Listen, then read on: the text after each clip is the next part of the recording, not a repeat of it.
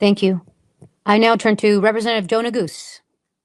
Well, good evening. First and foremost, I just want to say thank you to these witnesses. I understand you all have been testifying and listening for going on almost 4 hours now. And I want to tell you how grateful I am, honestly. I know you came from different parts of the country. I represent Colorado in Congress, and there's some folks from Iowa, from Alabama, and Pennsylvania. I'm just very grateful for your service to our country in a variety of different ways, and for your willingness to be engaged in this fight right now with us here as we try to explain to the American people the stakes. I also want to say a note of gratitude to Chairwoman Barajan, because she has, of course, shown great leadership in terms of leading this steering and policy hearing. And this may be the longest hearing in the history of the Steering and Policy Committee that she's presided over. So we're grateful to her. I have a question for you, Ms. Holcomb, but I want to maybe provide some broader context before I ask you the question. Martin Luther King Jr. once said that of all forms of inequality,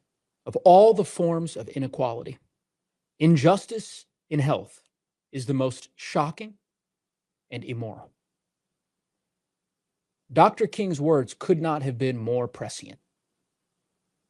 And it strikes me that he could just as have easily been describing current day America, with a Republican Congress that just a few short months ago passed tax cuts for billionaires, the richest Americans in our country, and are now on week 4 of a paid vacation. Why?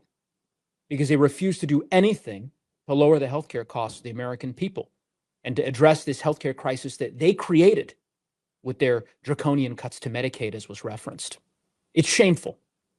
And I've spent a lot of time in the last couple of weeks, in particular, thinking about the countless Americans who are getting these notices now in the mail regarding their ACA premiums. This month is Breast Cancer Awareness Month, as many of you, I suspect, know. My wife is a survivor of breast cancer. A year and a half ago, she was diagnosed with breast cancer. And she is an incredible, courageous woman who battled this terrible disease. We have a 7-year-old daughter, a 2-year-old son. And because of her courage and the health care that we have, she was able to beat that disease. I think about the countless Americans right now, countless Coloradans who are on the exchange and who are about to receive notices. Perhaps they have cancer. Perhaps they have a terrible disease, health challenges that are facing them that they're trying to grapple with. And they learn that their premiums are going to go up by 300%, that they're going to be paying more for health insurance than their mortgage, which they cannot afford. It's immoral, plain and simple. And I've heard these stories. Just Monday, this week, I was in a restaurant in Gun Barrel, Colorado, wonderful part of my district. Small business owner who introduced herself. Her name is Leslie, and shared her story. She pays $600 and some odd dollars for their health insurance on the exchange, her and her husband. Wonderful small business that they run, a diner. And they got a notice that their insurance is about to go up to $1,900 a month because of this, the tax credits expiring, which Republicans refuse to address. So the question, Ms. Holcomb, is I imagine you hear from a lot of clients, from folks in small businesses and others who are trying to prepare for this impending disaster. What do you say to them? How do you help them understand the consequences of? Are you referring to? Does your question pertain to our appraisal business? Yes. Okay, because my husband is a certified residential appraisal, but this should be interesting. I don't deal directly with the client. My husband does not deal directly with the client. There's a middleman, usually. They're called AMCs, but he does visit the homes, whether it's for a refinance or for a purchase.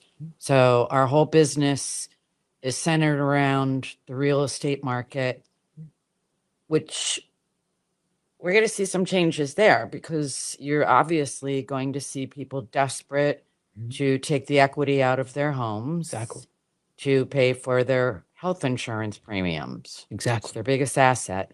So refinancing, cash out, put that money into an account to pay your health insurance premiums. But I think the biggest problem is for everyone, not just my family, for many other families, is it's unknown right now. So yeah, we're getting notices. I'm getting notices, but it's not saying your premium is going to be this. It's saying your premium is going to increase. So we don't know any of the answers, and we should know, especially for the last couple of weeks, the government is shut down. So, and what is plan B?